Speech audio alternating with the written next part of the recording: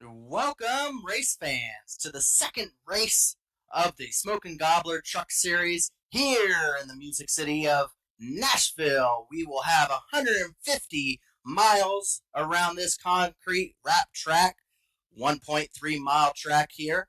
Joined with me is David Huckleberry, bringing you these wonderful sights as you see the sunset starting to set here, as well as me. I'm your commentator here, Gerald Campbell. Co-commentator Harrison Talon also joins us. Missed out on Daytona, but has arrived here for this 1.3 mile track where a lot of these drivers are going to be thankful to get the super speedway racing out of the way, get more down packed to a more conventional racetrack. Maybe allows them to showcase their experience, maybe allows them to gain points that they have missed out at Daytona.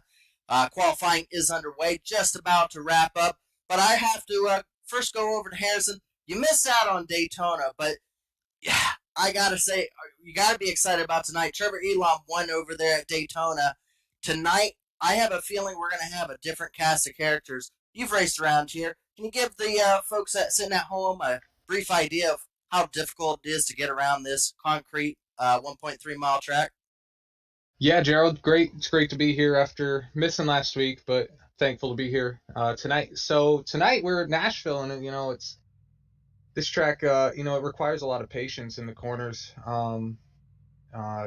Figuring out different lines. You can run a couple grooves here to make up time, but the main preferred groove is that bottom lane. But the main thing here is to be patient when getting back to the throttle. In the corners, you're gonna have to wait a long time off throttle there before you can get a good run off the exit. So being patient, taking care of those tires, it's gonna be pay a big dividends here at the race tonight.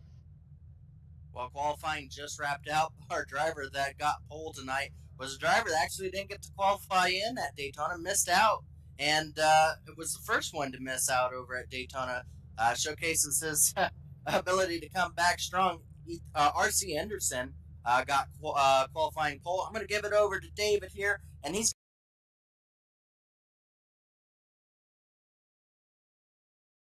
shortly. Well, the video is kind of fighting me a little bit here to show the grid. Yeah, it looks like on our end too here, but yep.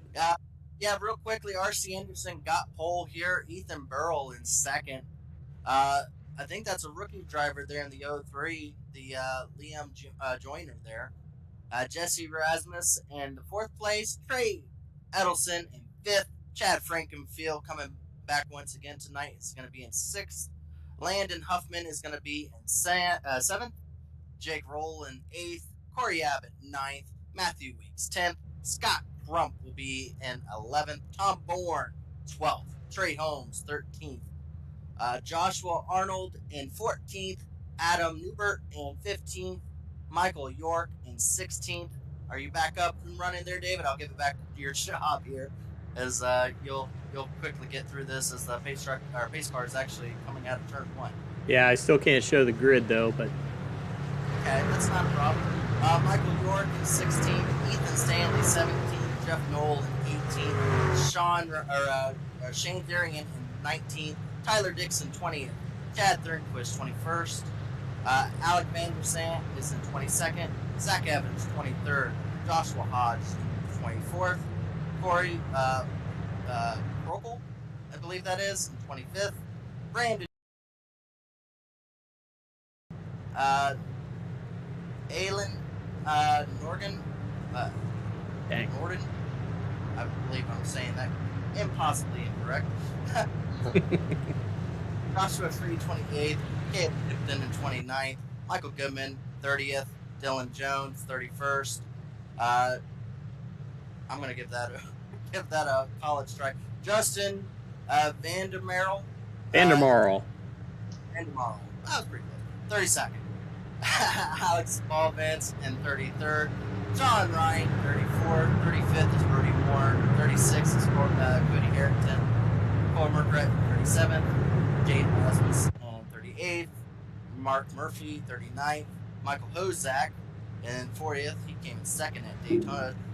Daniel Martinez back there in 41st, Cash James, 42nd, and drivers didn't qualify in or room here in the back. I think Dustin Durst back there.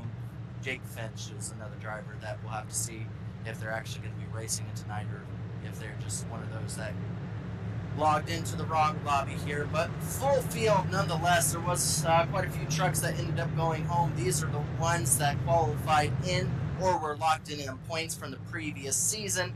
Pace car lights are going to be off here. They're coming around 3 and 4, and we're about to keep going green. If you look into the left-hand corner there, drivers that are rookies are going to be marked in yellow numbers on the sides. That's how you'll be able to tell the rookies. But pace car will be rolling off here in just a second. Well, we're done with Daytona. We're going to go back green here in the world of motorsports here at Nashville, where the racing gets good and the good gets racing. We're going to be racing here in Music City. And real quick off the bat there, looks like Henderson had a decent qualifying to his outside. Oh, already a wreck back there on the start. Looks like a few cars maybe turned around as there was a little bit of a bunch up as they were getting going closer to the green flag here. That is going to be a record so far this season for the quickest caution from the get-go, as they didn't even make it into turn 1 by the time the caution lights came out. Take a look back here. Looks like it was a checkup up there. Osek to 24. Durr gets in the back of him, sends him around. Yeah, unfortunate. A few drivers back there that had decent finishes that day at Daytona. 24, Michael Hozak there finished second in the race and was far back in qualifying order, as these are drivers back in almost 40th position that had been collected up in that. But huge checkup in the middle part of the pack, and you see there it all stacks up further as it goes along. Yeah, our second place finisher at Daytona, Latham Joyner, was involved in that. He was able to get the tail end of that on the stack up there, but he did get some damage to the fenders. So right there, yeah, some pretty hard contact to send him around. Oh, and then again, get tagged there at the end. Hit. Yeah, wow, some pretty hard contact there right at the start. You know, he's really good. He's a really good driver. He was on the Super Late Model Tour this past off season here in Elite, and he showed a ton of great speed over there. And our finale there's tomorrow there, by the way, Elite Racing Network. Come over 7:30. But yeah, he's showed a lot of speed at any type of vehicle he's been put in. So it's tough to see him here in this position early on in this race. Yeah, just was not expecting the checkup, as most people wouldn't in the beginning of the race. You think there have been a little bit more cautiousness involved, but that was just a checkup on an initial start that unfortunately collected up a few of our trucks near the back there. It looks like we're going to be stacking them up here next time by. David, do you know, I believe there will be a choose line here in effect for this racetrack, if I'm not incorrect here. I believe so. Right now they're in the trying to figure out. It's always really tough when you have a wreck like that and coming to green in iRacing, because it can really trap some people. So a lot of conversation going on about how to get back in line now. So we may go in an extra yellow lap here. Cautions here at the beginning of the race, you know, right off the bat, before even everybody gets across the line for the green flag, could cause a lot of confusion for, you know, the iRacing service itself. So you could see a few cars, as you do see them going past the pace car to get their lap back. They got stuck behind that pace car right there because of that yellow. They didn't get across the line before it actually came out.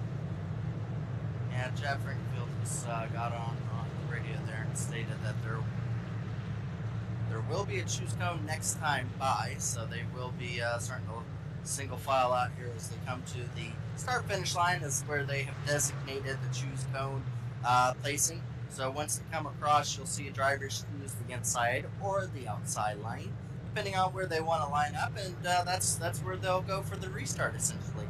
I believe we haven't actually stated what the stage ends are. Do you have that pulled up for us, David? There you go. Perfect. I appreciate that, David. Always doing a good job with keeping us straight here. There will be a stage end on lap 40 and on lap 73, and of course it goes from 73 to the final race end at lap 113. 3 sets of tires for these drivers to pick from. One that they start off on, and 2 sets in the pits. So it's pretty easy to see where a lot of these drivers are going to choose their tires. Most of them will choose them at the stage end, but we may see a few drivers try to play some strategies, save some tires, hope to stay on the lead lap and be able to use them to good effect before they end up going a lap down with having a mismatch of tire sets. But yeah, right now we see majority of the field already picking their lanes to start in. It looks like our leader, R.C. Anderson, has decided to take the low lane, with Ethan Burrell choosing the outside lane beside him. As we get going once again, pace car is going to be leading them down the back straightaway. We'll be going green flag this time by. After what we just saw, Harrison, what do you think these drivers are going to be a little bit more cautious, or do you think they're even more amped up to go now? Well, it's tough to tell, really. I think these guys, they're antsy. They're obviously antsy. They're race car drivers, and they want to get going here. But patience, like I said at the beginning of the show, is it's going to pay a big virtue here towards the end of this race. So, really, you must be patient here, and check up for anything that happens in front of you, obviously. Well, last time that we came back around for the start here, did not go for very long. We'll see if we can get these trucks going a little bit farther of a distance before our next caution flag. As once again they go to the green flag, R.C. Anderson gets a huge jump this time, clears himself by about 4 truck lengths there, and is able to have the track to himself up there, as the 57 is able to get around the 37 there of Ethan Burrell. And now Ethan will have to battle side by side for the 3rd position with the 77 Huckleberry. Yeah, this is big. This is a big moment here. You got to get some track position here at the beginning of this race. A lot of these guys are going to be using their tires up here at the beginning of this run to maximize their position here at the start of this green run here. Just in case if we do get a yellow and possibly 20 laps time, everybody will come down pit road by that point. Well, we see one car just tap the wall there for, I believe, in 7th position, trying to get an eye on who's that. Drop it back. I believe that's the 63 there. He may have just tapped the wall coming out of the turn 2 and is stuck to the high side lane. And right now, it looks like the bottom lane for the majority of this stint so far is the quicker way around. 63, unfortunately, still stuck to the outside lane, desperately trying to see if he can maybe be able to power off. And unfortunately, that's exactly what happened last time around, and he ended up tapping that wall. Doesn't look like he's got too much damage. Hopefully, it doesn't affect the car too much. But now he's relegated back there into the 9th position, possibly looking to go down to the 10th position here as they come around to finish lap 8 to 9th lap position.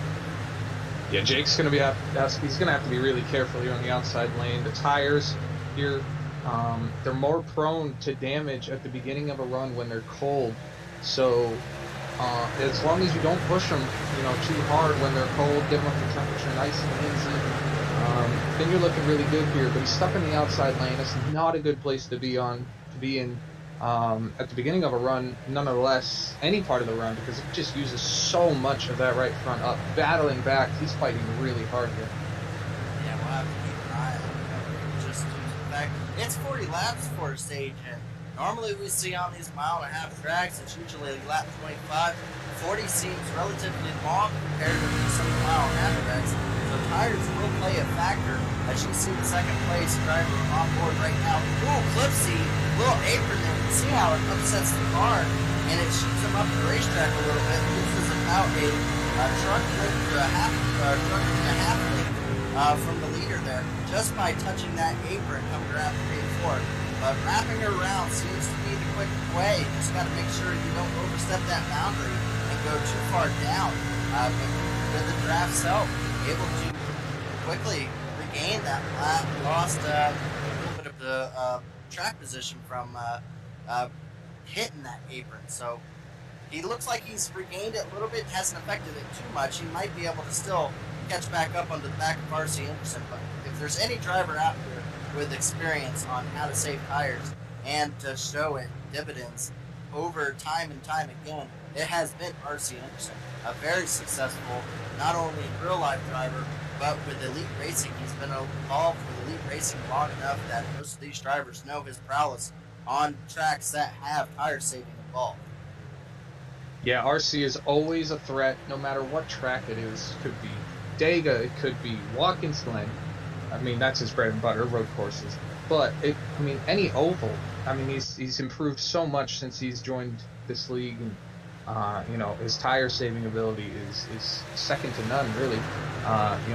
The way he can keep pace out front, but also manage the temperatures in those tires to make sure he doesn't overheat them and wear them out too fast. It's quite a thing to watch. We'll still have a pretty good grouping of 5 drivers, all within line, all within about a second distance of the leader. That would be R.C. Anderson, Edelson there, Burrell, Rasmus, and Frankenfield, all within a second, still keeping up with the leader, as we still have close to around 25 laps left. Again, once we get a few more laps down, I think that's when you'll start seeing the drivers that have done a better job at saving their tires than the rest of the field. I believe R.C. Anderson maybe just backing up a little bit here, and it looks like the 52 is started to gain. Or 57, they're starting to gain a little bit on R.C. Anderson. I don't know if that's just R.C. Anderson playing coy and allowing the 57 to try to use up his stuff, trying to gain that little bit more advantage, maybe burning up his stuff behind R.C. Anderson. But we'll have to see as this run goes along who truly is able to find the rhythm that they need to be able to complete this long run. Yeah, RC is doing a great job right here. He's saving his tires, he's saving what he's got, but he's keeping them close enough behind him to where the turbulent air behind that truck, that dirty air, is affecting that truck behind him and all the trucks behind him. Really, not only does it cause a form of tightness that goes along in the corner, and it pushes the truck up towards the exit, maybe from the center towards the exit, but it also heats up the front brakes, it heats up the front tires, and it wears out those front tires a lot more than what you'd expect to be in cleaner air, because that's a lot more cooler air out front than what you got coming out from the back of the truck in front of you. Right now it's Toyota, Chevy, Toyota. It's a good thing the 57's up there, wouldn't you say, David? Or I would believe Chad Frankenfield, just like we saw in qualifying, may have gotten the Chevys a little messed up, but 57 showing that there's still some diversity of the manufacturers still running up front, wouldn't you say? Yeah, we can take a look at that here, I believe. I can pull up the manufacturers for you. Oh wow, you have that ability on the ticker there? There you go. There we go. That's pretty nifty there.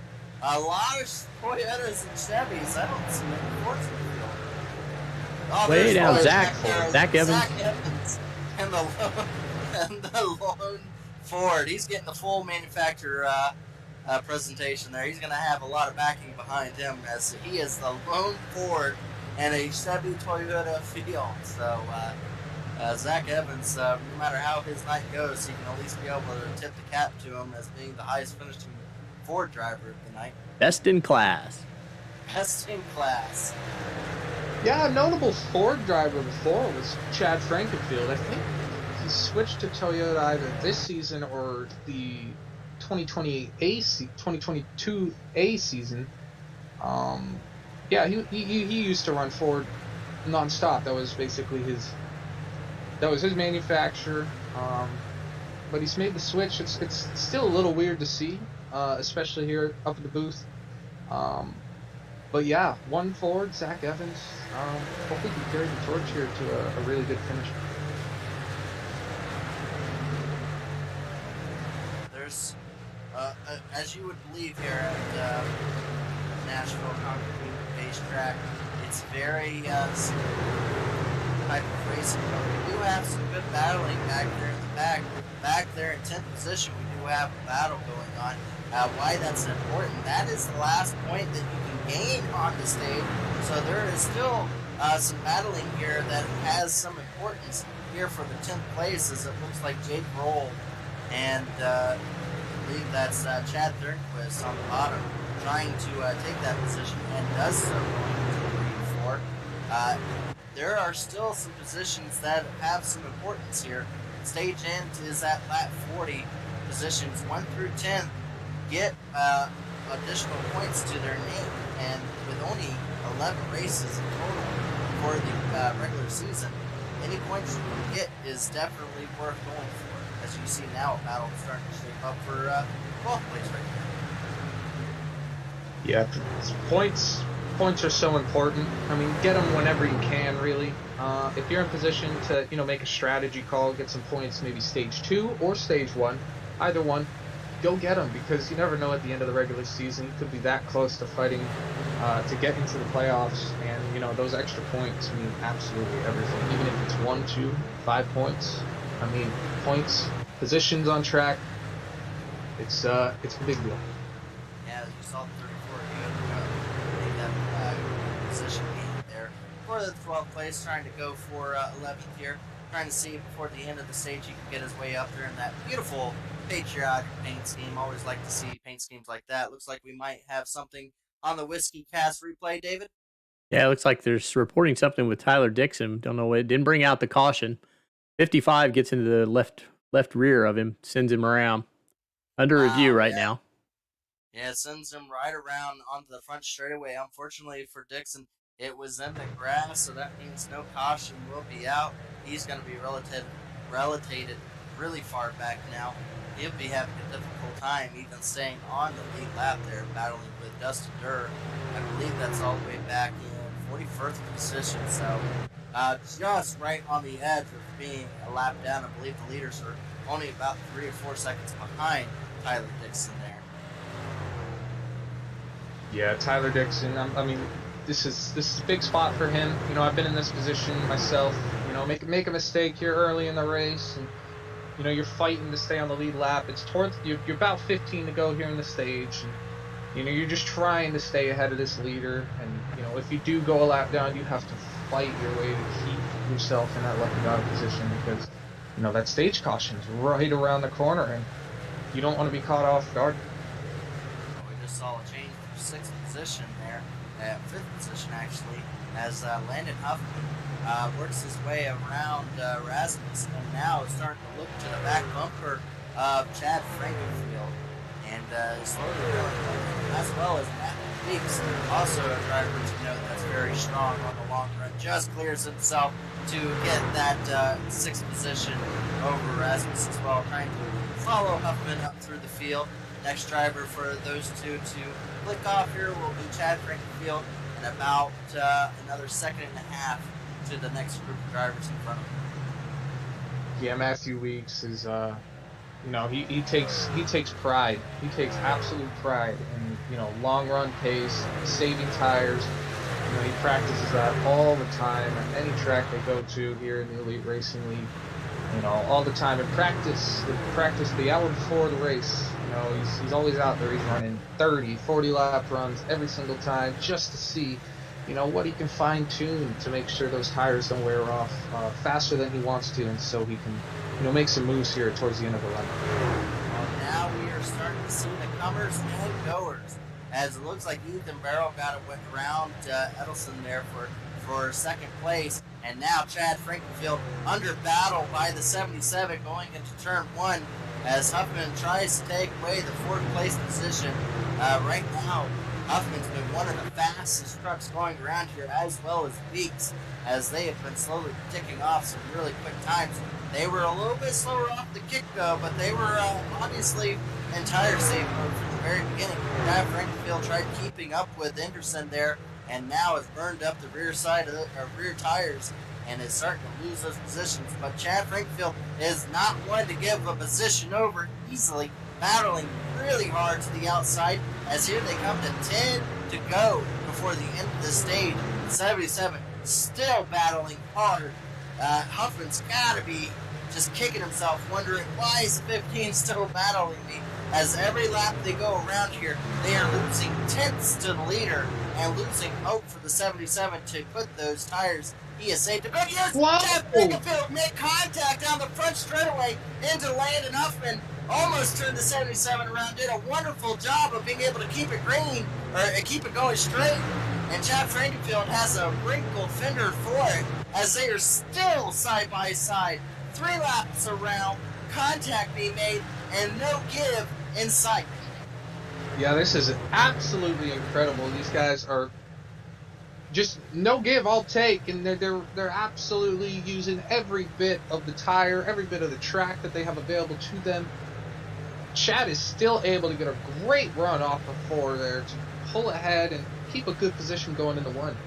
Yeah, Chad Frankenfield, to his credit, is doing the best job I've seen someone on the outside lane there. Huffman missed the bottom. He missed the bottom, yeah. Weeks is going to try to look to make it 3 wide. No, just going to be able to get underneath the 77. Huffman's got to be fuming now, being stuck behind the 15. They have lost almost 7/10, 8/10 of a second to the lead since they started battling side by side. 77 gets a good run out of 3 and 4. Now looking to the inside once again at Chad Frankenfield. Is he going to try to slide up and crowd the 15, take away a little bit of a run? Does a little bit. Chad Frankenfield a little bit higher exit than he has out of turn 1, but still is able to keep it side by side for the 4th position. As here they come back around to have 6 laps left in this stage. Looks like Weeks is going to have a good run. We'll have to see if he's going to follow Huffman or if he's going to try to see if he can make a run on both of the drivers here. He's got a decision to make. He sees how hard Chad Frankenfield is to pass. Is he going to try to push one driver or try to make a gain on both of them? On board with Matthew Weeks. As here they come around turns 1 and 2. Chad Frankenfield still to the outside of the 77 car. You know, Gerald, this will remind you of anybody? You tell me. I think it reminds me of you, actually. You know, Chad is doing a whale of a job here battling for position I never make against contact with it. No, I don't believe you make contact, but you do make it really hard on people. I make it really hard, yes. That's a good point. But Chad Frankenfield is showing that he has maybe learned a few things from me. He's definitely doing a well of a job of annoying the other drivers here, like me, I guess you could say. That is kind of my driving style, is to not really do it for the other drivers' benefits. Chad Frankenfield almost hit the wall. That's what happened last time when they made contact. It was Chad Frankenfield had a very high exit out of turn 4. Still side by side with 4 laps left to go in this stage. At this point, the 77 is going to have zero patience for Chad Frankenfield near the end of this stage. Well, you know, it really makes for some amazing racing, some great entertainment, and you know, I'm telling you, if it wasn't for the end of the first stage, if it was a little bit later in the race, maybe say in the final stage, I would have seen that 77 door that 15 up the track in the middle of one of these corners just to make sure he got by him. We'll see if that happens towards the end of the stage, though. It's not over yet. That's what I was just about to state. It's not over for this stage, and it might get closer to that happening because the 77 now knows that there's no possible way for him to be able to battle any closer to the front of this field. He knows this is the last position, so either that's going to rile him up more or maybe calm him down a little bit more. No, to take a little bit more patience into this pass. Weeks right behind has just got to be wondering if someone's going to pass someone because he's been riding behind patiently behind both of these drivers for the majority of the last 8 laps. That's how long this battle's been going on there. It's been 8 laps. These two drivers have been side by side. Yeah, Weeks and Trey Holmes following in his footsteps right there. They're just watching, and you know they're waiting for a hole to open up. I know they're trying to be patient, they're trying to be careful here, not to put themselves in a precarious spot. But you know they're waiting for a little hole to open up in case you know, maybe the 77 of Huffman, you know, makes a little mistake and you know, slides up. Oh, we have a yellow. Here back on we're around the 61 driver. Almost a 3 wide situation. It was. Oh, the 70 gets into the right rear of 4 and turns him. Collects the 61 and the 97 Van de Zandt. Big incident.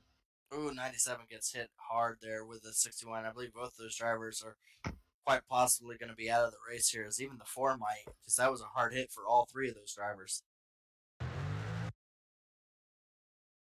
Not sure if this was all for position or... Yeah, this was for position. The 70 car was backing up. after running up in the top 5 for the majority of that stint, burnt up his tires a little bit and was sliding back. And as you see the result here, drivers going inside and outside trying to pass him. Maybe the 4 expected the 70 to go up a little bit higher. There was quite a bit of room between the 70 and the cars above him. Unfortunately, contact was made going into that turn. Probably the worst spot you could have contact is going straight into a turn, as that's about as fast as you'll be at the end of the straightaway. So definitely unfortunate for those 4 drivers to have incident there, as looks like that may take out their result for the end of the night here. But pace car is out, and looks like the field's going down pit road right now. So that will be the end of that stage, as R.C. Anderson will win stage 1.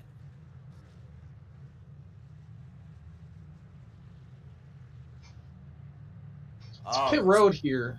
Pit road is interesting here on iRacing. It is kind of like real life. You know, you'll have your good stops, you'll have your bad stops, but contact on pit road. Trucks can come up on you so fast if you're exiting your pit box and you have a truck behind you, and if you're not paying attention, it really can cause a big issue here on pit road. But looks like everybody got through clean.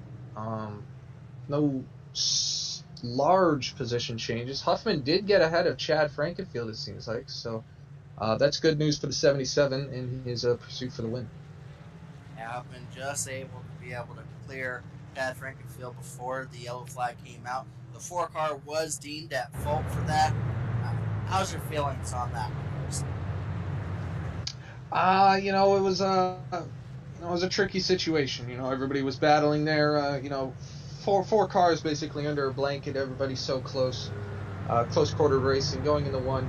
Obviously a little bit of give and take could have prevented that. But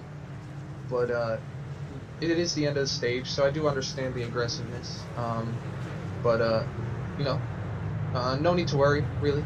Just get back going and see what the 4 car can do here. Adam might have been involved in that incident there, and I don't know if he feels a little embarrassed or not. I usually feel a little embarrassed sometimes if I cause an incident, and an incident could have been really prevented, and I end up causing it anyway. So I can feel a little embarrassed there, so I could understand where he is coming from if that is the case. But just to get back after, get your head down, and go back racing here, go turn some fast laps.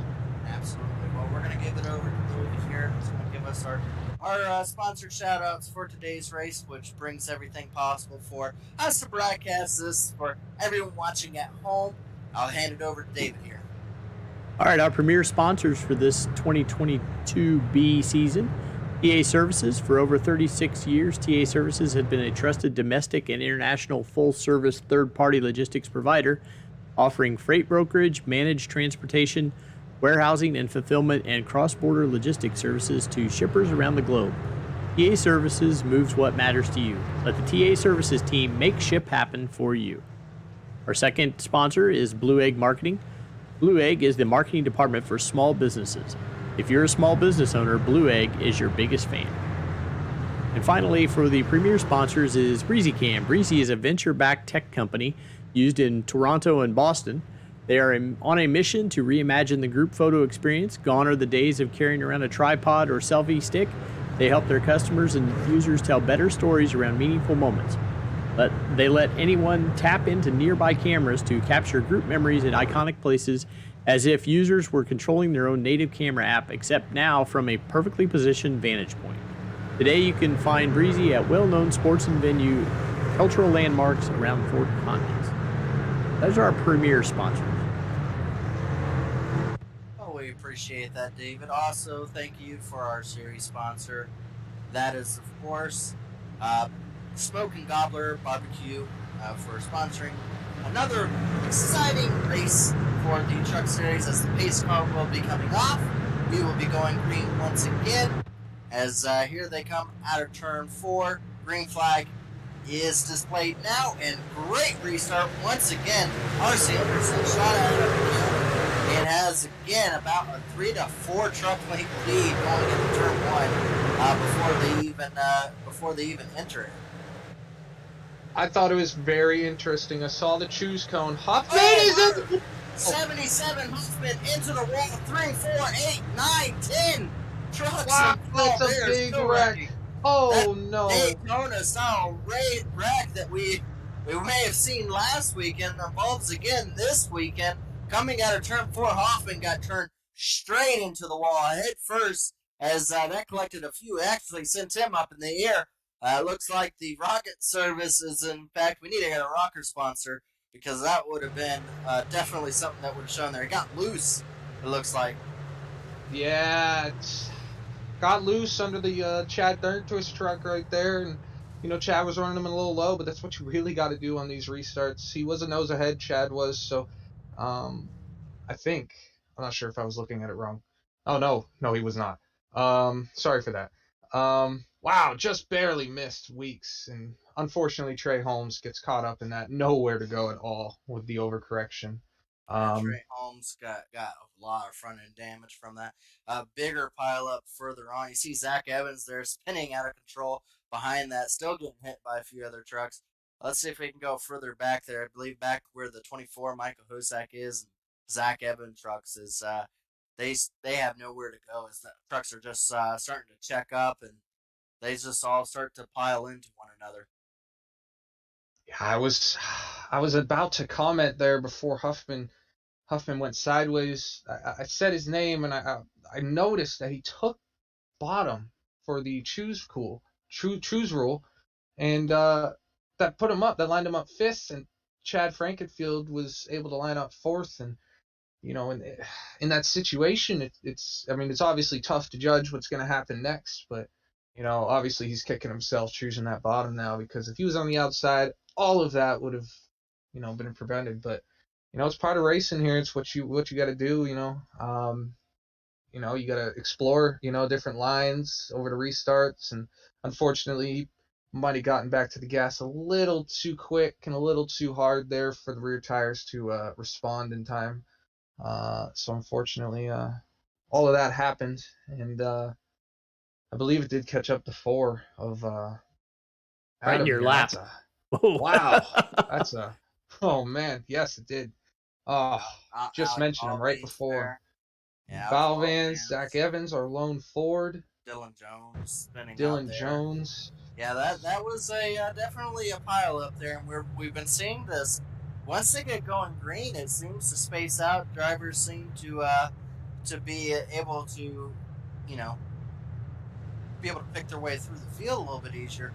But on these restarts, they seem to be treacherous for sure. That might be where trucks might be getting a little loose from, as this was our second wreck after initial green now.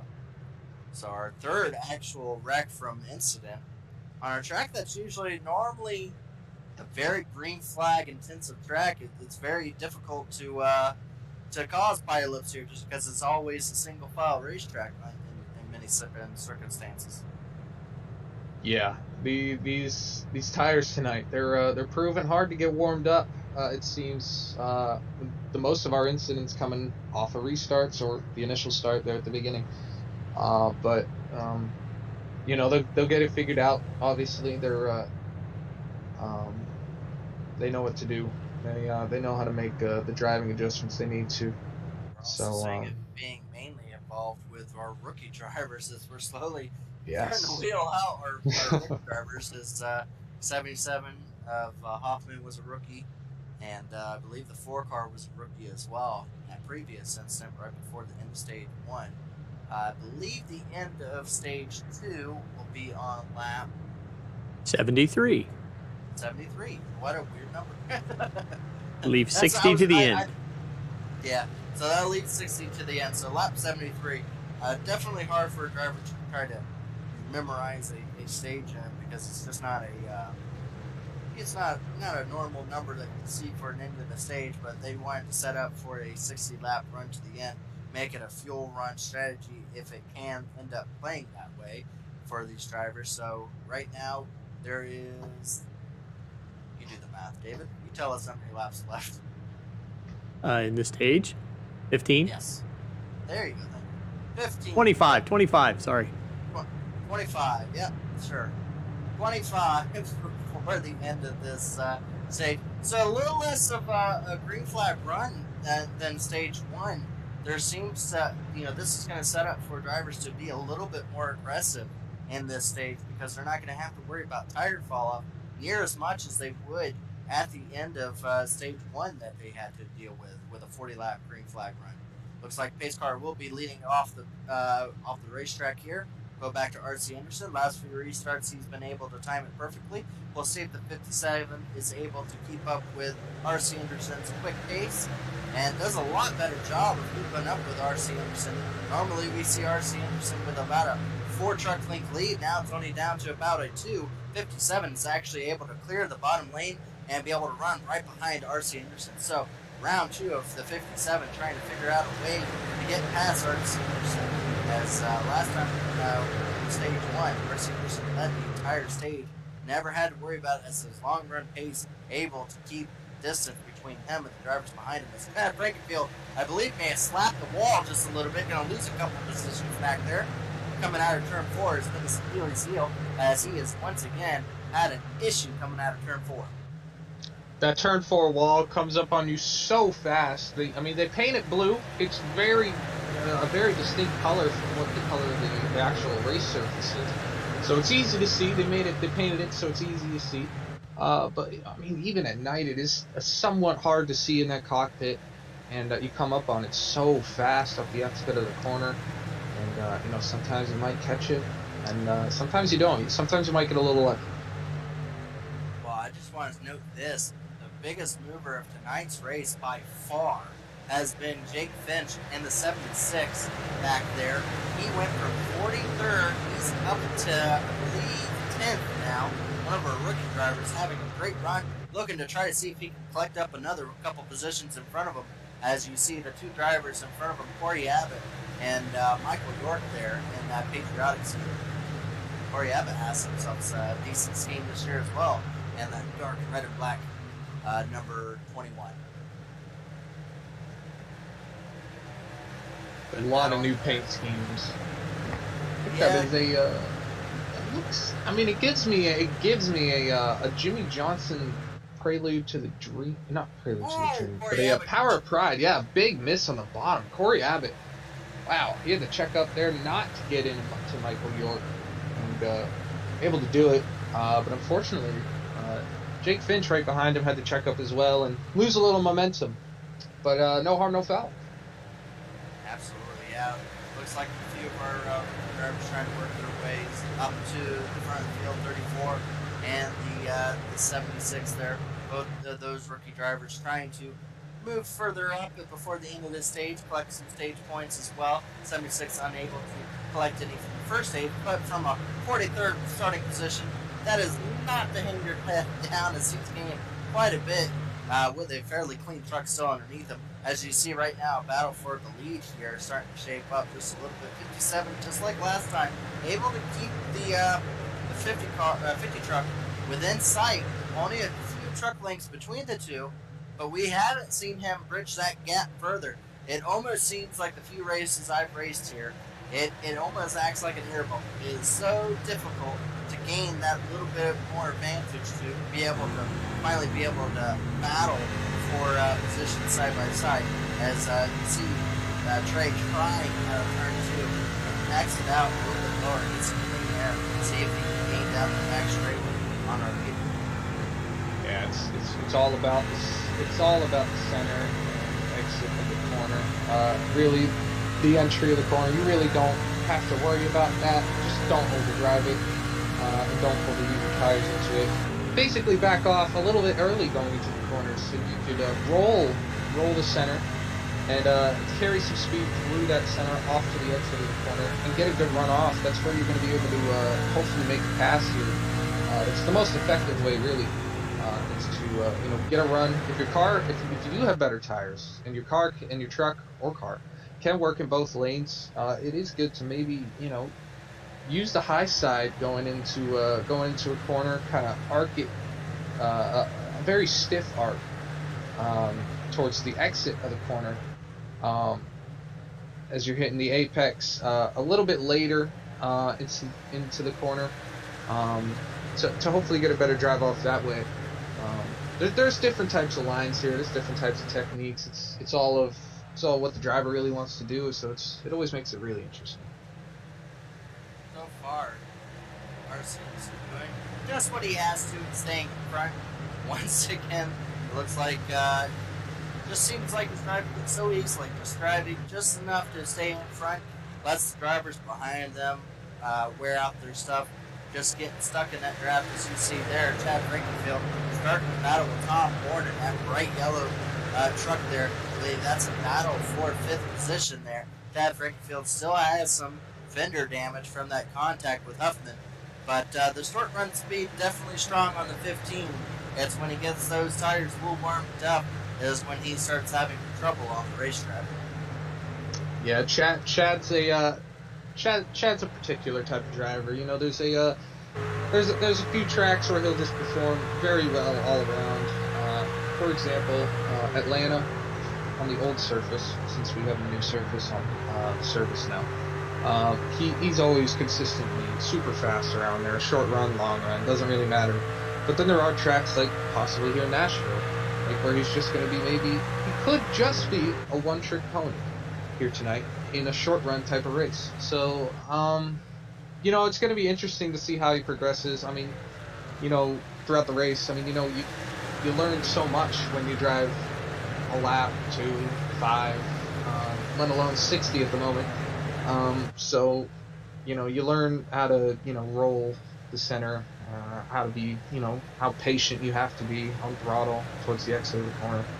And, you know, he's learning at the moment, and possibly, because Ethan's looking to the outside, I think, of, Enerson. R.C. Anderson actually loses position for the lead. Oh, wow. I'm not sure exactly when that took place there. It happened so quickly, so it must have been an issue coming out of turn 4. As it looks like the 57 able to duck underneath R.C. Anderson going down the front straightaway there and able to clear. First time we've seen that for the lead, a battle and an actual pass as the 57 goes into the turn a bit deeper as, Ethan Burl there very close to the back bumper of R.C. Anderson there. With only, looks like we're coming to lap 63, 10 laps left in this stage, as now it looks like Ethan Burl battling really hard with the R.C. Anderson there to try to see if maybe he can get that already does passes. We're missing all these passes here as R.C. Anderson all of a sudden, real quickly, has started to struggle, I believe, coming out of turn 4 and allowing these drivers to pass him down the front straightaway. I'm not sure if he has damage on his truck or what, but from dominating stage 1 to all of a sudden late in the run here, losing a little bit of track position as a driver who has kind of snuck his way into the top 4 is now behind R.C. Anderson, maybe looking to try to see if he can work his way around. And that is Chad Thurnquist, starting all the way back from the 21st starting position, and has slowly crept his way into battling here, into possibly a top 3 position here before the end of the stage. Yeah, RC this is surprising. I'm shocked at the moment. I didn't think he would be able to give up the lead here, towards the end of the stage, or even, you know, in general. He's looked so dominant, and yeah, this is a shock. He's back to 3rd, and I mean, you still have Toyota dominating basically the entire top 10. I think that top 7 for what I believe. Other than the leader. Other than the leader, yes. But yeah, I think, yeah, this is quite shocking. I did not expect this. This makes it very interesting for the final stage. This spices things up a bit. Yeah, we thought our seniors might walk away with this entire race, but we talked so hard about him that we found him inevitable. But very quickly, the drivers are showing that nothing is inevitable as they have worked their way around. But R.C. Anderson seems to have picked back up the pace just a little bit. Maybe just, again, I'm not quite seeing any damage on his truck there to to see why he would have lost those track positions. But right now, we're seeing the 57 take off with the lead here, as they will only have, I believe, about 5 laps left to go in this stage. So as they are slowly making their way around some of the lap traffic here, the number 1 truck there as well. Let's see if I've got number. Rasmus. Rasmus, yeah. Jade. First driver a lap down, 35th. We have 2 Rasmus. Yeah, wow. That 57, he's pulling a gap right now. He knows he has to. It's the end of the stage here. He might as well use up all the tire they got at the moment. You got, I believe, 5 to go until the end of this stage. So, or 6. But yeah, he's driving hard. He wanted to get that lead, get out front. Oh, it's Chad on pit road. Yeah. Oh no. He's saying he blew his motor. What? Oh no. That's an interesting. Oh, it sounds like he was shifting, and he might have accidentally shifted too far down from what we're hearing, and he shifted it from 4th, maybe down too many gears, and has blown the engine. I didn't think shifting was actually going to be a factor here tonight, and it sounds like some of the competitors are shifting as the tires get warned on them. Lucky that no one else was collecting them, and we're able to still keep going green here, as here we come to completion of lap 69 on lap 70. So 3 laps to go before the end of the stage. Right now, it's all in the hands of the 57 car. One of our rookie drivers showing that he has speed to run up front with all these elite veterans of the sport. Yeah, speaking of rookies, half of our top 10, 5 of them are rookies. As you can see on your ticker there, 5 of our yellow numbers are rookie. Most of them are occupying the positions 7 through 10, obviously. But, you got one of them right out front. He's having a really good performance here tonight. And, he's going to collect some really good stage points. So, yeah, he looks really good. We'll have to, obviously see how he does in the coming weeks. But so far tonight, it's, he's, wow. I mean, he's putting on quite a performance. I'm not going to lie. Yeah, absolutely. As we still have battling for 10th position, it looks like Abbott able to get that 10th position over. I believe that was Joshua Arnold. So, yeah, still battling back there for that final position as they are on, I believe, the last lap of the stage. As drivers are going around here, big battle here around in that 10th position there, as you see to the 21, just in front of the 82 of Joshua Arnold. As it looks like the 9 is actually going to look underneath there. That's Sean Ryan. Had a decent finish at Daytona. I believe he finished 4th, and now trying to see if he can get another top 10. That's not exactly what he did last season. He dominated on the road course, is able to get those road course victories into his name. That's where he was dominant at. But right now, showing that he's trying to pace the field and track position and finish 12th right here to help his points run for the championship. Yep. These positions here at the end of this lap here will be locked in as we finish stage number 2 here at Nashville. So this time around, it is Trey. Let's see. Yep, Trey Edelson there in 57. Our lone Chevy up there, Sea of Toyotas, wins out on stage N. I'm not sure why they haven't thrown a caution yet. They are still under the ring. It should have been a caution by now. But they're still going around unless they change the stage end, which on our end does not show it. Yeah, I'm not sure whether it's in the yellow. We were told end of 73. We're now starting lap 75, so race control will get to it here in a moment, hopefully. Nobody's questioning it in the chat, so maybe they expected that there are no yellow. I thought it was weird it was lap 73. I would have thought lap 75 made more sense, just for a round number there, but they are completing lap 75 and still no caution. Perhaps it was only a yellow after the first one because we had a yellow that was caused. True. Well, either way you go about it, 7th stage 2, as we are still on green. So unless if it's a different ruling than it was, then I guess maybe they're still going green. They don't prove stage yellows anymore. All three of us did not. We're clueless. Due diligence. Yeah, we did do our due diligence. We apologize. Didn't know that was going to be a rule change onto there, but regardless, that changes things up if it's going to truly be green now to the end here. They will have a chance to take on tires at their choosing. They only have one set of tires left, so when do you come down pit road to be able to take your last set of tires is the question. As again, we see right now a little bit of a gap, but very slowly Ethan Burrell there has been gaining on the 57. We saw that at the end of stage 1 there, that the 57 lost the decision to Ethan Burrell on the long run. R.C. Anderson would make more sense why he would give up this decision so early on. If it was going to be a green flag all the way to the end, he wasn't too worried about giving up a few positions if it meant he had a very strong long run car, but has yet to gain those positions back even after a 30 lap stint. Yeah, RC, yeah, he's hanging tough there. He's not really making, ground up. He's lost ground up to, Ethan Burrell.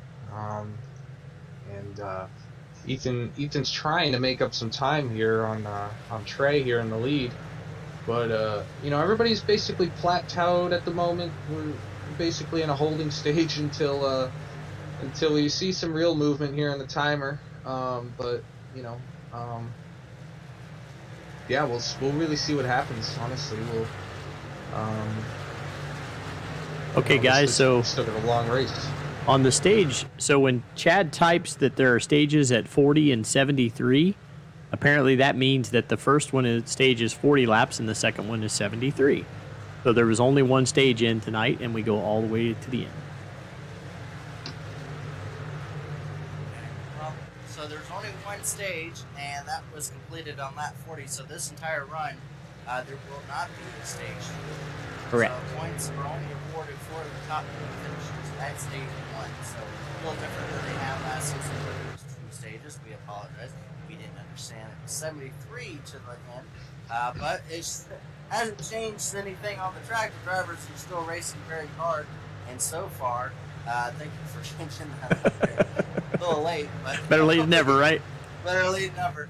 We are starting to see some pit stops happening as a few drivers coming down pit road to take on tires now, as I believe this time around there will only be 30 laps left at the end of this race. Yep. Cory Abbott coming down pit road as well. So a lot of our drivers right on the edge of the top 10 are starting to pit. We haven't seen any of the leaders jump just yet. Yeah, these guys looking at their final green flag pit stop, what should be their final pit stops of the race, assuming it goes green. But yeah, this is very important. Getting in and off pit road is can cost you a lot of time. So you want to be aggressive getting on the pit road here. Obviously, it's towards the end of the race, but you also don't want to overshoot it to get a speeding penalty and just cost a great position that you're already in. Here's probably a good reason why a lot of our front runners, as you can see, Thornquist coming down pit road now, why a lot of our front runners may not take on tires. This is the last set of tires these guys get to put on. So the point of going later is if there is a caution, you want to be the driver on track with a new fresh set of tires if it so happens to be flown. But you also have to play that effect of some of these drivers, which we just seen. Chad Thornquist come down pit road may end up causing the rest of these drivers to force their hand to come down pit road now. Again, these drivers have to play that balancing act of how late can you stay on tires to take that effect if a caution does come out, and how not to get yourself essentially screwed over if you wait too long and unable to gain up the track position, you may potentially lose. As see the 25 Joshua Fleet misses pit box just a little bit there. Right now, looks like still have most of our drivers in the top 5 on track. As you see, actually, we have R.C. Anderson going down pit road right now. Yeah. RC down pit road. He's going to try to short pit here. Try to get a good advantage on fresh tires while everybody else is on new tire or old tires. So this should trigger the top 2 to come in here within the next lap or 2. As you see Justin Vandermeer there. Shout out to Justin. He is my painter, actually. So if you ever see any of my DoorDash paint schemes or Red Bull paint schemes there on track in the Cup Series or the Grand National Series, definitely give a big shout out to him. He's awesome. And yeah, should really Ethan Burrell down pit road. He did trigger Ethan. This should see Trey Eldson come down pit road here in the next couple laps, if not this lap. And yeah, this triggering green flag stops. Yes, he is coming in. And wow, you know, this is big. Locking up coming in. I don't think he sped up. Yeah, we'll have to keep an eye on because all these drivers pick different laps to come down pit road. How much has a lap of fresher tires done for R.C. Anderson? R.C. Anderson there, as well as Ethan Burrell. Are they able to get in front of the 57 with those few laps of green flag underneath their belts? Right now, you see Matthew Weeks still out on track, coming down pit road now. He was the effective leader. I believe he'll give that over to the 55 of Jeff Knoll. As coming out of turn 2, it looks like Knoll will be assuming the lead and taking the lap lead for himself. Yeah, you get a point here with every not every lap lead, but with a lap lead here. So getting a point, you know, is obviously nice. Scott Crump there. He's been very silent today. Scott Crump's, you know, is usually one of the front competitors, but I think he started out back. He's not been able to make his way at all towards the front. As wow, it's a 3-wide situation. I believe new tires against old tires. Yeah, they're splitting them 3 wide, 2 rows deep, basically. And that was very close, but everybody got away clean. Well, let's go back there to the number 57, as that will essentially be the drivers that are battling for this lead right now. I believe he is actually behind Ethan Burrell. That was the question. Was the 37 one lap fresher tires going to allow him to get in front? And in front of both of those drivers, pitted a lap before Ethan, was the 57 of R.C. Anderson. He was able to get around, and in front of him, that was able to get around from pitting a lap earlier, was the 02 of Chad Thornquist. So, looks like a lap fresher of tires gains you a few seconds out on track. But we'll see if that lap fresher set of tires also benefits the drivers that stayed out later and see if they're able to work their ways back up to the front. As it looks like Chad Thornquist will be one of the drivers battling for the lead if this stays green, as well as, I believe, another driver up there that pitted a little bit earlier of Tom Bourne in that 16 number yellow truck there. I believe he's already pitted. He is in front of both of those drivers right now. And Jake Roll's in front of him. Oh, did Jake Roll also? Yeah, he also pitted on a lap 80. So Jake Roll is actually going to be, once these drivers cycle out, hopes to be at least the driver leading the field here, but with a tough battle right behind him, Tom Bourne looking to try to see if maybe he can be able to pass his way around the 63. Yeah, so they got about a 1.5 seconds, almost 2-second advantage right there over R.C. Enerson, Thornquist, and Burrell. Enerson did get by Thornquist, as you can see on the ticker there on the left. But yeah, Roll and Bourne are they're praying right here to you know, stay in front of these hard chargers right behind them. Those top three have they stayed the top 3 basically the entire race. Talking about Enerson, Burrell, and Trey Eldson there. So yeah, it's gonna be a really interesting closing stages to this race. We got to keep a battle out or an eye out here R.C. Anderson, as you stated, able to get around the 0-2, is catching these two drivers very quickly here, as right now 55 still out on track, will have to pit. It's guaranteed for the top five drivers to have to pit at least one more time. So essentially, the 63 will inherit the lead, and Tom Bourne still looking to try to get his way around him with a very quick charging R.C. Anderson in the 8th position, trying to gain both of those drivers right now. And the driver that has to be wondering, did he make a mistake, is going to be Trey Edelson there, as he is still behind Ethan Burrell, right behind him, but every lap that they battle, this lap timer is going down to 18 laps to go. It is slowly starting to tick away as laps are starting to go down. It looks like Ethan Burrell able to also get around Chad Thornquist, as well as the 57 looking to do the same. But they are running out of laps to see if they can catch up to R.C. Anderson. R.C. Anderson playing an IndyCar move and pitting early, and looks to gain the advantage over these drivers as of right now. Yes, RC fans, all is not lost. He made up the time back by a short pit move. Big here because tires wear off really fast, and over the course of a long run like we had, it's such an advantage to be on new tires. You could gain, like you saw, like up to 2 seconds a lap, basically, if you run it correctly and run as fast as you can. And they're late enough in the race where tire wear isn't really an issue. Maybe towards the 10 to go stage ish, 10 to 5 to go, might start seeing a little bit of right front wear there on a couple competitors. But overall, really, it was a genius strategic call there by R.C. Anderson. He's still chasing Roll there. He's on the back bumper. Burrell and Elton there on the back, right there following. So they got by Bourne, and they got a clear bumper full of RC right in front of them. Yeah, this is the battle right here. We say to R.C. Anderson was making his way, but Ethan Burrell, the last few laps there, has really ticked off some time there, as it looks like it's going to be a 4-car battle. The 63 of Roll, Anderson, Burrell, and in the Edson there, and the 57, all within 1 second, all one screen worth right there, as all 4 of those drivers are essentially going to be inheriting the lead, battling really hard. R.C. Anderson locking low.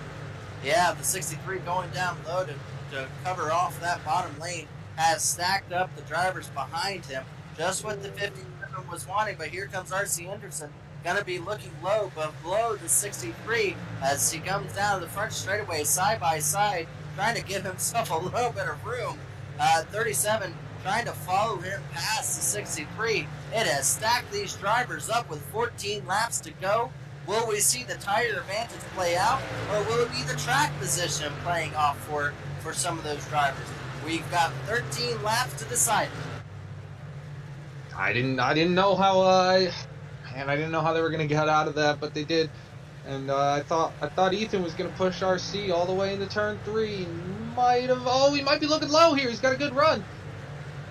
Oh yes, 37 underneath the 50. Has just a fender just enough. We've seen how dominant the bottom lane has been, able to keep the run off. Is he going to be able to still stay underneath him going down to 3 and 4? He will. So it looks like R.C. Anderson is going to have to take a higher lane than he would probably want, as it looks like coming out of the turn. Oh, so close. These drivers are giving it all they can. The 50 able to block off enough of the run from the 37 to clear himself back low.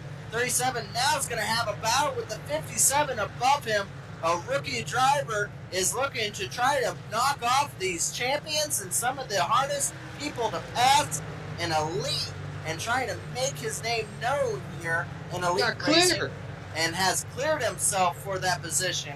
Now we'll have to work over the 50 car and see if he's able to get past R.C. Anderson and essentially take over the lead. He looks way faster. That was a great run out of turn 4. He's looking high in the 1. High in 1, but the 50 does a wonderful job of running that bottom lane, able to clear himself. We'll see if the 57 can be able to get his run going. And turns 3 and 4 definitely looks like that's his strongest suit, as they're on board here now with Trey Edson there, and the 57 able to do once again a good job of being able to go around 3 and 4, but not the run he had the previous lap. But he has 10 laps to try to figure out a way past the 50 car. You know, I want to point out the top two right here. You know, Latham Joyner and the 55 there of Jeff No. You know, I'm not sure. Could they make it on fuel? They're staying out.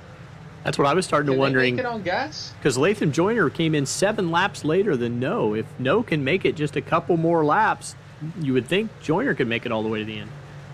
Joyner's only the second ahead of these leaders. Yeah, they might get eaten up. He'll get eaten up before the end of this race. But the question will be, will the 55 be able to finish off the race with the fuel he has? But with 9 laps, they may even catch him as they're clicking off much quicker pace, as they are still battling. The 50 car is showing how good he can be at being able to keep a driver behind him. He has not thrown an erratic block, but he is just running the track he needs to stay right in front. A lot lower line going into turn 1, but able to slide up just enough to block off the run for the 57. Is he going to be able to keep a nose to his outside? He might. He will be able to keep his nose to the outside of the 50 going down the back straightaway. Just enough room for the 57 to be able to battle down the back straightaway to go side by side. R.C. Anderson tries to get around 3 and 4 down low. 57 trying to get him pinched off down the bottom. As here they come on to a lap car. Will they have to split him? Ooh, to use him as a pick. They might. They're going to have to split him. RC's going to do it. One goes low. The 3 cars stuck in the middle. For the 57. Very bad. He will have a run, though, coming out of turn 1 yeah, he will. He's going to get to the bottom of RC. Down the back straightaway, the 57 able to get underneath, was unable to get it done on the high side, but now we'll have the preferred lane on the bottom. R.C. Anderson throws it in there. They are inches from each other, still battling harder. The 37 trying to capitalize on both of them. That was a power. That was a statement corner right there by RC to send it in on the outside and hold the position, drive all the way off the corner. He didn't even have to lift. Well, we have no question now. This will be the battle for the win. The 55 did come down for fuel late in the run. 6 laps left to go. R.C. Anderson doing probably one of the best jobs I've seen him on sim racing of just driving his heart out. He has not had the fastest car here at the end, and that's not been known for R.C. Anderson. He's usually the strong. He's the dominator when we get to some of these races. I haven't had to see him battle, and he is showing his prowess of being able to pick a line and keep the driver guessing behind him. The 57 will have only a few more chances to say if he can be able to make the position, be able to make the move to stick. That has been the difficult part. He has been throwing it, but R.C. Anderson is like tape on a cold day. It's not sticking on him. It's coming right off as he keeps slipping back. And that is exactly what Ethan Burrell is hoping that these two drivers do, battling so he can make it a 3-way battle for the win. As here they come to 4 laps to go. 57 once again wrapping the bottom lane so well. We'll have the momentum coming out of turn 2 and see if he can make one more That's move. a good run. That wasn't a bad run for the 57 out of there. He's going to look high. Oh, not quite to the side of him. Ethan, yeah, oh my R.C. goodness. Anderson did just enough to stay in front of him. Once again, Raw 57 almost hit the wall. That is how hard these drivers are pushing right now. The 57 try wrapping the bottom, but R.C. Anderson coming out of the back straightaway goes down just low enough to force the 57 to the high lane, the slower lane, and unable to make any maneuver there. And you're on board here with the 57, as you can see the steering input as he is trying desperately to get around the 50 car. He's trying to do it so clean. He's frustrated. I could tell. He's faster. We all know he looks faster than RC, but catching him's one thing. Passing him is completely different thing. And you're seeing it right now. It's a tough task to get past here, and it's 2 laps to go. Oh my goodness. 2 laps to go. They will have a couple faster slow lap driving just to throw more of a mess into it. But here they come out of 3 and 4. Are they going to have to battle with each other and a lap car? The 55 trying to get his lap back as these two drivers are trying hard to see if they can pass each other. Now we'll have to contend with a lap car trying to pass them as the 57 has tried everything tonight. He will have one more turn to do it as they come down the back straightaway. The 55 does not help the 57. No! Oh, this is big. This is huge. This is a bad entry here for RC. The 57 needs to get a good run through 3 and 4. 55 shoots up high. It will be all the 50 car. He has done everything right tonight, and that is include blocking, and that is include driving hard. RC Anderson will win the second race of the season and will come home Nashville's winner tonight for Pro Edge Racing. RC Anderson did a fantastic job and did everything he could, but it looks like it's all him tonight as the 57 of Trey Edelson. Gotta give a hand out to that rookie. Race clean, had many chances to knock him out of the way, but still trying to go out and prove himself with some of these drivers that even though he's a rookie, he is someone to look forward to for the rest of this season. Missed out on Daytona, came home with something to prove. RC Anderson wins here at Nashville. Yeah, wow. What a race. What a finish. You know, the guy that we spoke about at the beginning of the show, about how disciplined he is on his tires and all that stuff, and how fast he is to maintain that speed. He still came home with the win, but towards the middle of that race, he fell off a bit on that second run, or third or fourth run. I'm not sure actually, but great call, great strategy there to come in early, short pit, and must have been a fantastic in-lap and a fantastic out-lap to be able to pull a gap on those guys like that in just a short span of time.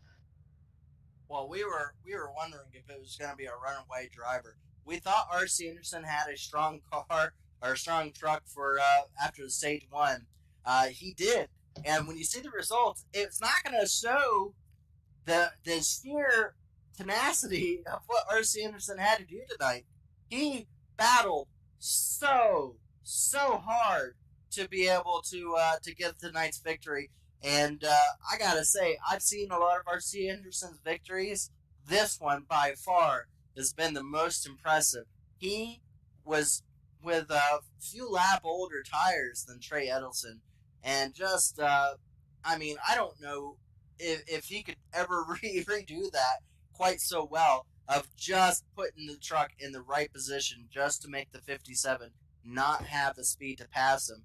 He was inside, outside, and no matter what position the 57 put himself in, that 50 truck just had what it needed to come home today's victor. I will give it over here to David Huckleberry as he gives us our race results for the night, and then we'll see if we can bring up some of our strong running trucks here and interview them for tonight's finish.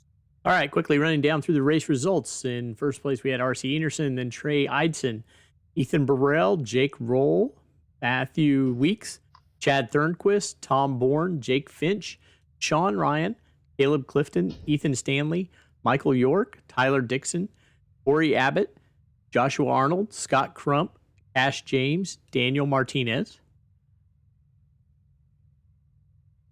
Mark Murphy, Jesse Rasmus, Brent Jones, Leighton Norgard, Zach Evans, Josh Freed, Justin Vandermarl, Jeff No, Dylan Jones, Latham Joyner, Michael Goodman, Cody Harrington, Cole Mickret, Josh Hodges, Cody McCorkle, Dustin Durr, Jaden Rasmus, Alex Vandezant, Alec Balvans, Chad Frankenfield, Adam Newbert, Landon Huffman, Trey Holmes, Michael Hosack, Shane Therian, and Brody Moore rounding out the field.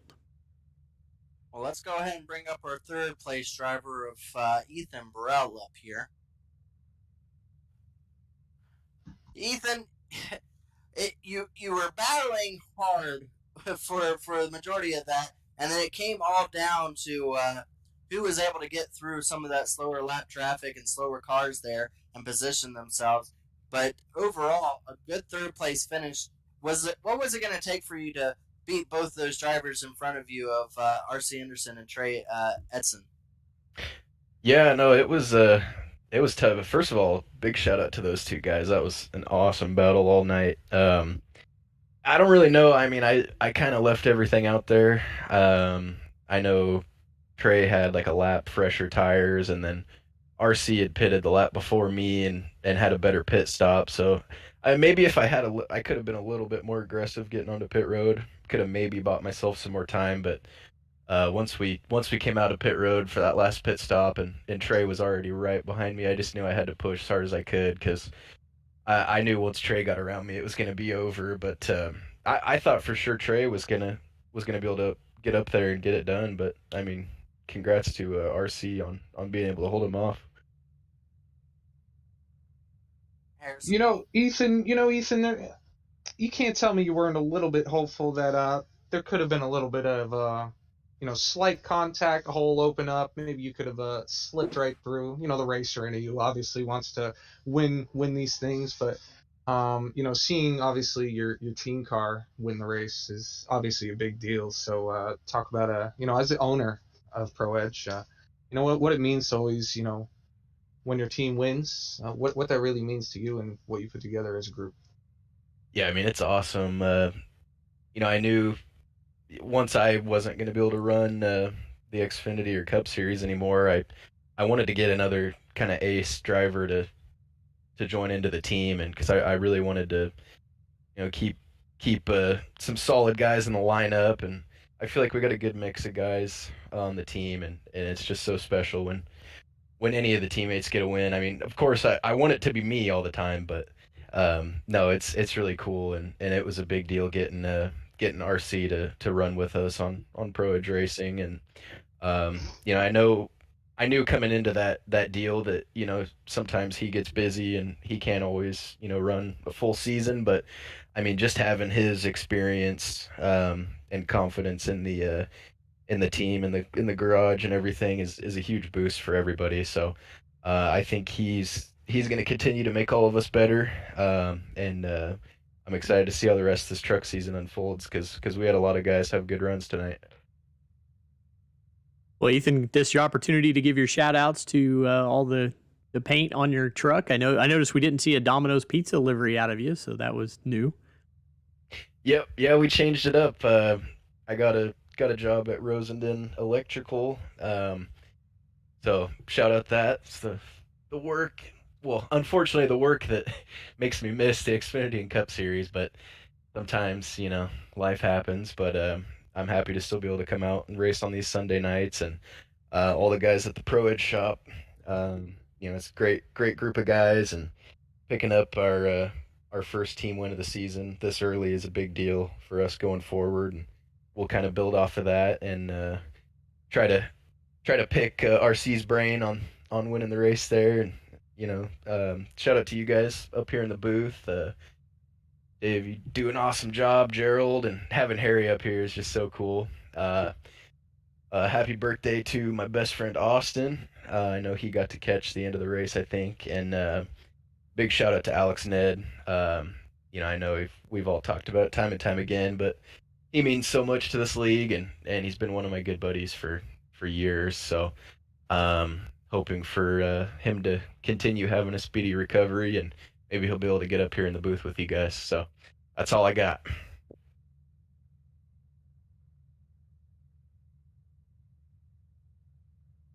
Well, congratulations on third there, Ethan. We'll go ahead and let you go for the night as you go celebrate with your team driver. Let's see if we can bring up a spectacular drive from a rookie driver here for Elite, and definitely prove that he is going to be a force to reckon with for the rest of the season here. Trey, are you with us? Yes, sir. Well, congratulations on second. I know you wanted more, but overall, you've proved yourself as a clean driver out there. You battled hard with R.C. Anderson, but overall, was there anything that you could do? R.C. Anderson just seemed to put his truck in the exact place you didn't need it to be. Was any more laps going to help you, or was R.C. Anderson just a little too much to pass there at the end? The only thing that I wish I would have done was fill the truck up with gas. I kind of light filled it, thought I was going to save a little bit of time.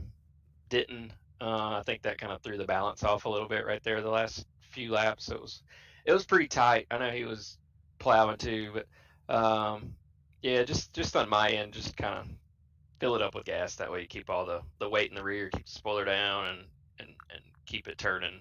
But yeah, like you said, I'm new to this league. I'm not new to sim racing. I've been doing it for 20 something years, but new to Elite. And I told RC, I was like, if I was some wily veteran and had been running with you guys for years, like maybe would have touched. But I'm still trying to get to know everybody, so I'm not trying to come in here and just cause mayhem.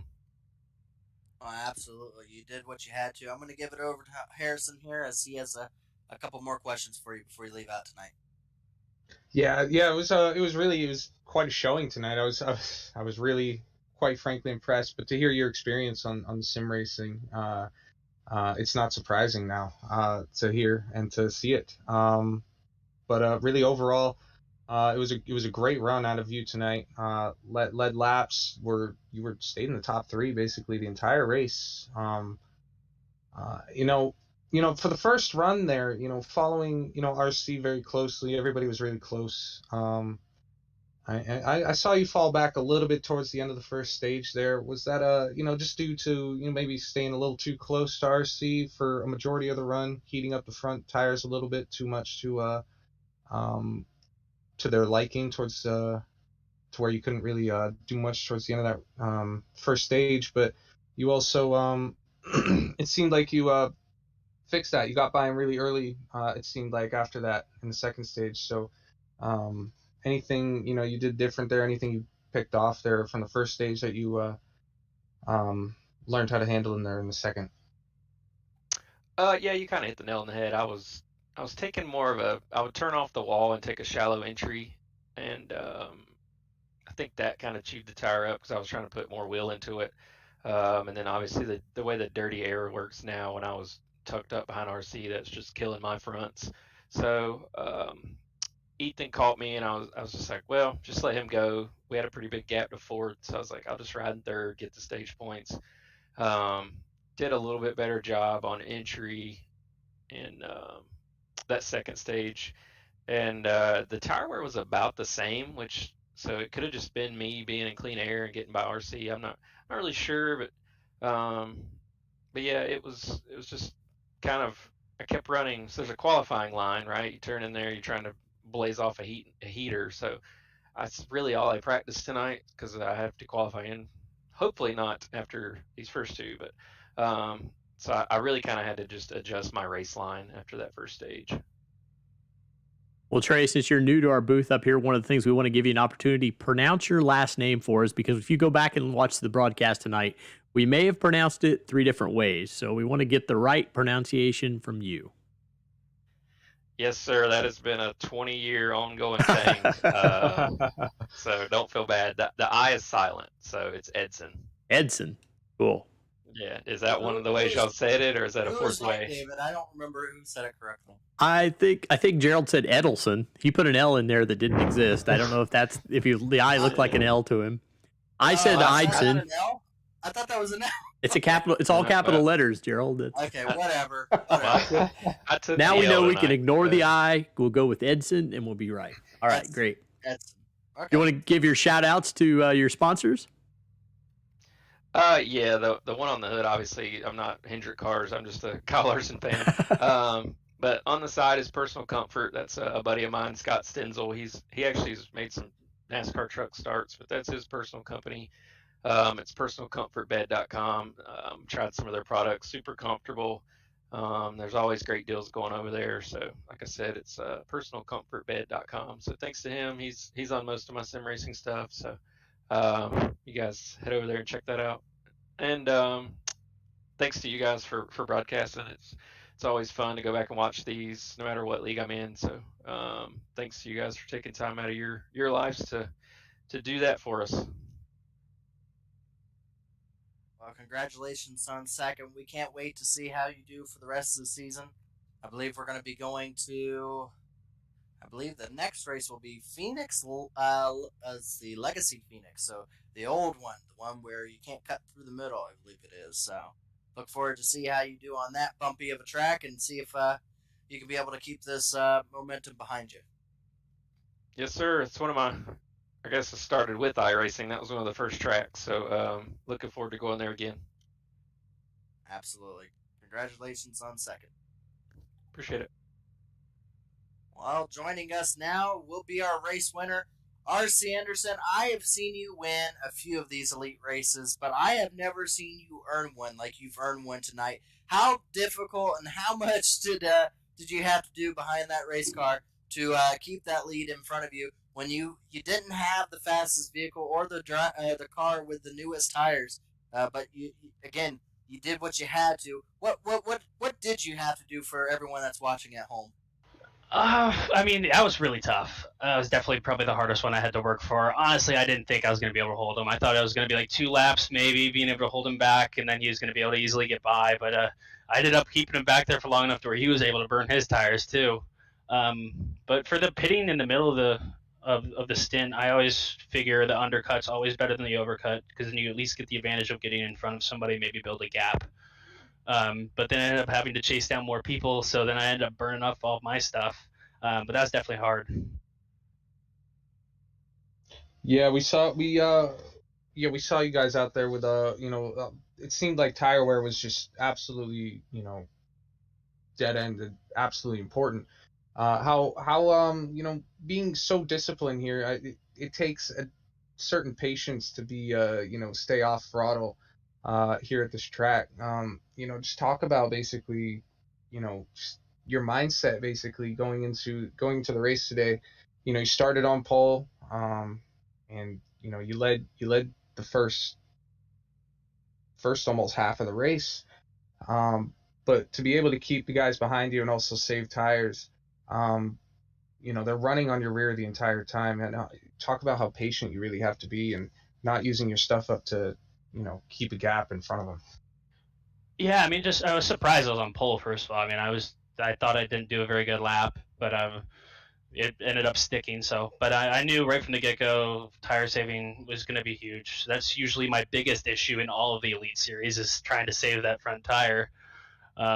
And I was expecting to drop back to like 5th, 6th, something like that. I was just really saving tire, and it seemed like the 2 people behind me wanted to save tires as well. So they didn't really put too much pressure on me to go by. They were just kind of following what I was doing. I mean, when you're on the newer tires and you're trying to save them, you feel like you're driving at like 50% because you're just doing your best not to lay into them and lift early, try to make sure you're getting good exits, not scrubbing the tires too much. And I mean, it was great that they were back there saving with me, not trying to like race me. But once we got to the midpoint of the race, he made the move to go. Ethan decided he wanted to go as well, so I was like, okay, I'll let him go. And we got closer to the end of the stint, and I realized we were pitting halfway through it, and I was like, man, I still had so much tire left. I way oversaved. And then after the pit stop, came back out, knew I had to chase a few people down, and I saw I had a 2-second gap, so I started pushing a little too hard. And I mean, that last 15 laps, I had my wheel at 90%, 90 degrees or more the entire time, just trying to hold him off. RC, how's it been joining the massive empire of Pro Edge Racing? And also want to give you a chance to do a shout out for tonight. Yeah, those guys are awesome. I made the move over to Pro Edge Racing for all 3 series, for all 3 of the NASCAR series, and it's awesome. Those guys have a lot of fun. That's a lot of the reasons why I joined is they have a lot of fun during the races and talking and strategizing. They're all really fast, so it just helps you feed off each other and make it quicker overall. And hopefully with them for quite a while. But I'd just like to shout out you guys up here in the booth, Chad, who runs the league. I love doing this stuff. I'm going to do this till I die.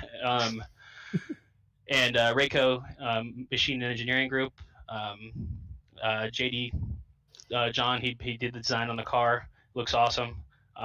It's the first time I've run a car that's what didn't look like all my other cars. So it's pretty cool. Yeah, that's all I got. Well, congratulations on the win, as you stated. Probably the hardest fought one you've had yet. If you could continue to do some of these truck races, we can't wait to see some of the battles you may have with Trey Edson there. and Ethan Burrell. We can't wait to see what comes of it. But congratulations once again, RC. Yeah, thanks, guys. See you guys tomorrow night.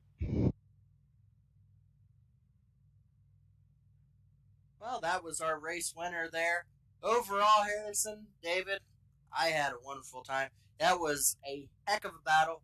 Once again, the truck series here is shaping elite racing, and we're seeing new drivers join in and show their strengths. We're seeing all sorts of battles that just really invigorate us as drivers and as spectators. We get to see these amazing trucks with these great setups behind them, and overall, it produces just entertainment throughout the night.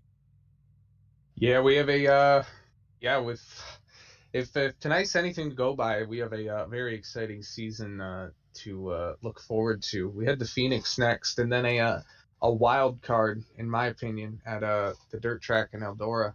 So we have a couple races upcoming where I think we could have some drivers or some different competitors find their way into victory lane, especially at Eldora, because you might not see the people who ran up front tonight, or usually who run up front, maybe on asphalt or concrete tracks like tonight.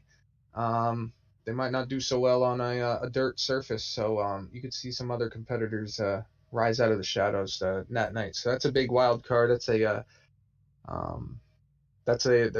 a huge race for anybody who's a form of good at dirt or decent at dirt and think they have a shot at it. And so I think the upcoming schedule, the racing tonight really was fantastic. Yeah, overall, really good racing so far tonight. And as you stated, we got a few races that both you and I are looking forward to as these drivers still try to lock themselves in with good finishes. Some drivers are going to have to end up going into knockout qualifying for Phoenix, and again, we're gonna get to all see it again next week. I can't wait to be there. Hopefully, you get to be there. As always, it's Gerald Campbell, Harrison Talon, and producing once again, doing these beautiful shots, and we can't do it without David Huckleberry. Hopefully, we get to see you again for the Smokin Gobbler Barbecue Truck Series at Phoenix next Sunday. Or the Sunday after that, isn't it? I think we take a week off. Is it next Sunday? Let's check. Hold on.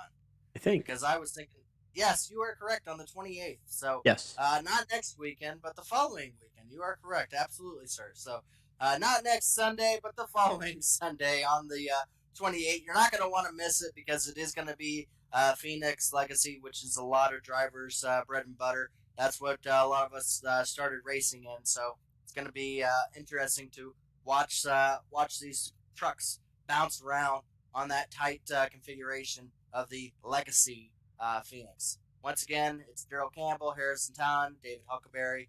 Hope you have a wonderful night. We'll see you on the 28th.